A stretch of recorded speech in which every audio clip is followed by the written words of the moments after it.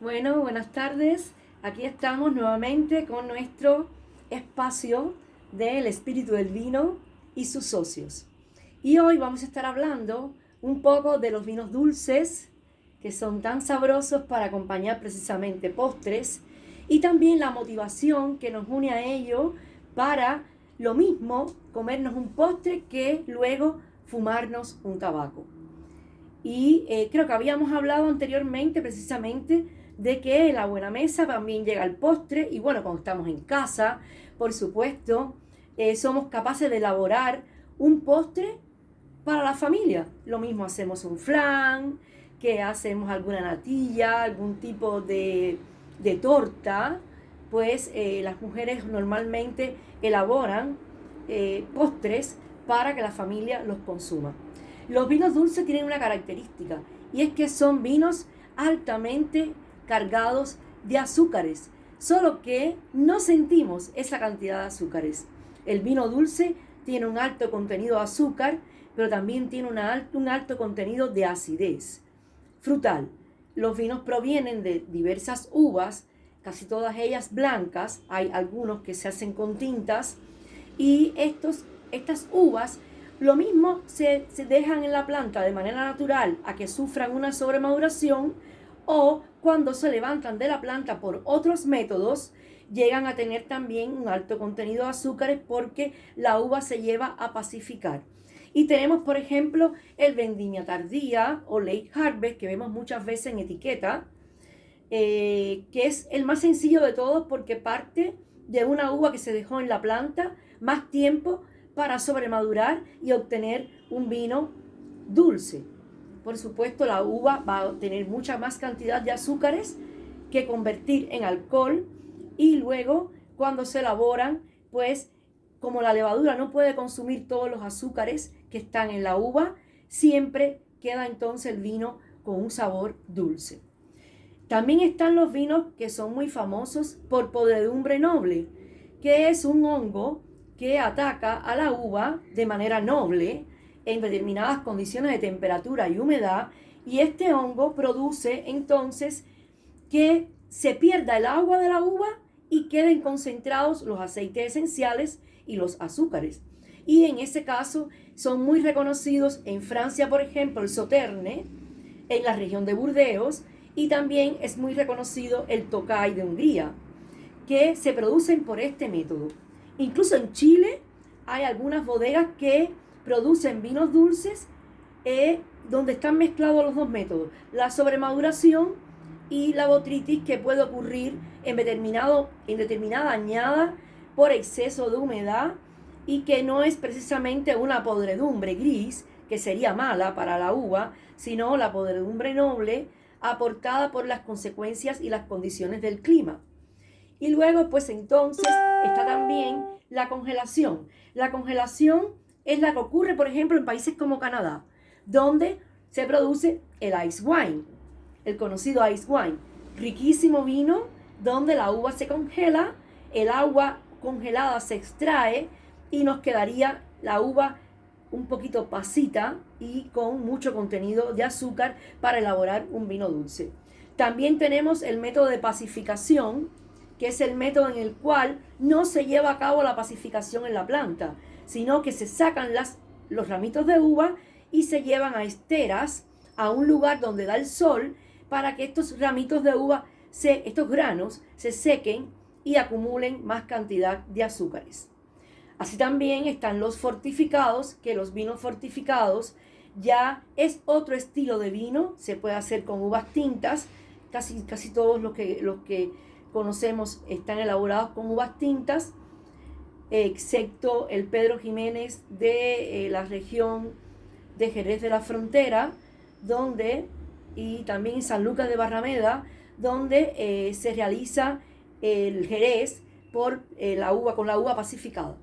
Y en este caso los fortificados, como es el Oporto, por ejemplo, en Portugal, los vinos se encabezan con alcohol vínico, y al encabezarlos con alcohol vínico se detiene la fermentación propiamente dicha de la uva para producir el vino, y entonces quedan azúcares remanentes también en el vino tinto, luego pasan por madera, sufren guardas y de verdad que se obtienen productos excelentes como vinos dulces.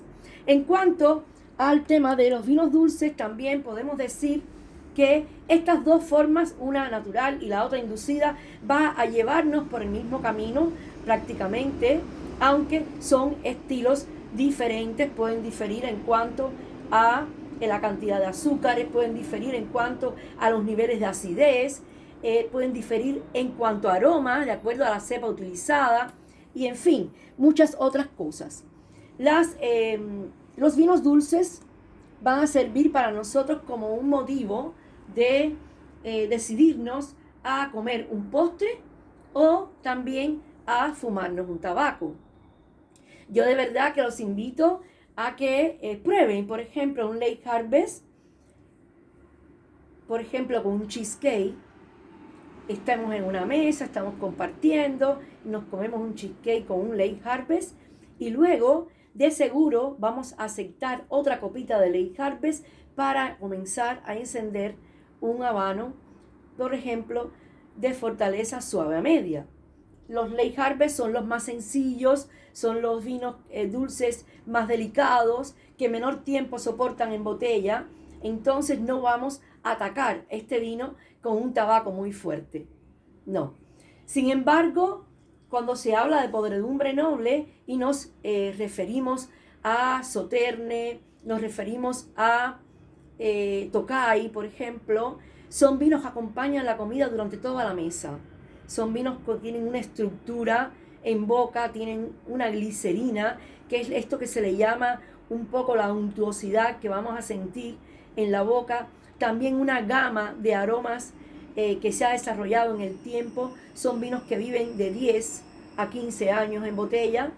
Y como nos acompaña toda la mesa, pues también podemos con ellos comenzar desde el postre encendiendo un tabaco de fortaleza media, que nos va a servir para terminar la botella y para fumar por lo menos hasta el segundo tercio del tabaco. Y así pudiéramos decir entonces que estaríamos en el propósito de fumar un tabaco más intenso, por ejemplo con un oporto. En la gama de los oportos, pues por supuesto están los vintage, que son todos de una añada muy buena, y este oporto se elabora de un año y una cosecha específica. Están los non-vintage, que son aquellos en que la añada no nos sirvió para hacer vintage e hicimos un non-vintage que es del mismo estilo. También están los Tony, que los Tony son oportos que se pueden envejecer 10, 20, 30, 40 años y que por supuesto van a alcanzar un nivel de alcohol alto, precisamente porque lo que les explicaba anteriormente, estos vinos son inducidos a un nivel de alcohol más alto y por supuesto quedarían los azúcares y serían unos vinos melosos y con alto nivel de alcohol, pueden llegar hasta 20% en volumen de alcohol. Por tanto, en el caso de los oportos y en el caso, por ejemplo, de los Tony, que están con envejecimientos incluso de 10, 20, 30, 40 años, podemos obtener vinos con alto también nivel de alcohol y, por supuesto, esos sabores pacificados de la uva como más bien seca, con estos sabores de higos, estos sabores de dátiles, sabores que son ya, que nos recuerdan esa pacificación que sufre la fruta y que se va a expresar en el tiempo en botella de estos grandiosos oportos que, por supuesto, van a soportar que podamos fumar un tabaco más intenso. También están, por ejemplo, en Italia, los pasito, los llamados pasito, que estos ocupan el método pasito, que es el método de pacificación de la cepa fuera de la planta. Hay con especie de unas esteras donde se ponen todos los granos y ahí esto conlleva a tener los granos mucho tiempo en espera de que se pacifiquen, pierdan todo el agua Y a partir de estos granos pacificados se elaboran los pasitos italianos, que también son muy interesantes y que nos van a motivar muchísimo a poder fumar también un tabaco. Y dicho sea de paso, estaríamos también probando con este estilo de vinos que son ya de cepas tintas, tanto en el Oporto como en los pasitos que puede haber de blancas y de tintas. Pues entonces estaríamos probando postres de chocolate, estaríamos probando mousse, algún tipo de tarta de chocolate, estaríamos probando también, junto con el tabaco, podríamos comernos algún chocolate por encima del 75% de cacao, y esto sería tremendamente interesante. Y bueno, pues como hemos hablado de vinos dulces, pues yo debo decirles que es una ocasión maravillosa que va llegando ahorita para nosotros acá en Chile el invierno, pues de poder probar estos vinos que pueden tener un poquito más de nivel alcohólico, también un poco más de sensación untuosa en el paladar. También son vinos que pueden tener acompañamientos con chocolates y con comidas incluso más tibias, por ejemplo algún tipo de postre caliente, y sería maravilloso estar fumando entonces un delicioso tabaco u habano. ¿Está bien? Tengan todos muy buenas tardes.